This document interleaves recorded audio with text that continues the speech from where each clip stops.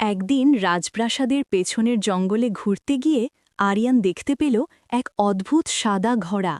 ঘোড়াটির চোখ দুটো নীল রত্নের মতো জ্বলজ্বল করছে, আর কপালে ছিল চাঁদের মতো রূপালি চিহ্ন। হঠাৎ ঘোড়াটি মানুষের ভাষায় কথা বলল, রাজকুমার, আমি সাধারণ ঘোড়া নই, আমি জাদুর ঘোড়া চন্দ্রবেগ। আমাকে এক দুষ্ট জাদুকর অভিশাপ দিয়েছে। যদি তুমি সাহস করে আমাকে বিশ্বাস করো, আমি তোমাকে এমন এক রাজ্যে নিয়ে যাব যেখানে এক রাজকুমারী বিপদে আছে। আরিয়ান অবাক হলেও ভয় পেল না। সে ঘোড়ার পিঠে চড়তেই ঝলমলে আলো চারদিকে ছড়িয়ে পড়ল। মুহূর্তেই তারা আকাশে উড়ে গেল। তারা পৌঁছল নীলমণি রাজ্যে। সেখানে রাজকুমারী লাবণী বন্দি এক অন্ধকার টাওয়ারে। এক দুষ্ট জাদুকর তাকে বিয়ে করতে চায়, নইলে পুরো রাজ্যকে পাথর বানিয়ে দেবে।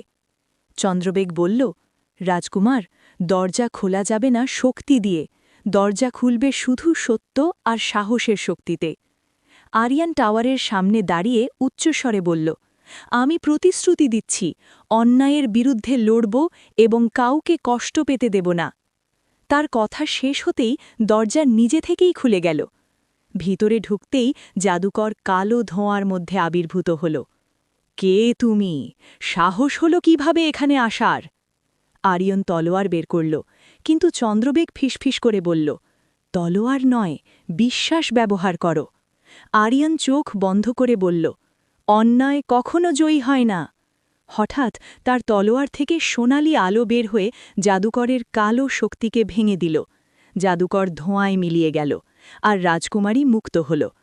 রাজকুমারী লাবণী কৃতজ্ঞ চোখে বলল, তুমি শুধু আমাকে নয়, আমার রাজ্যকেও বাঁচিয়েছ।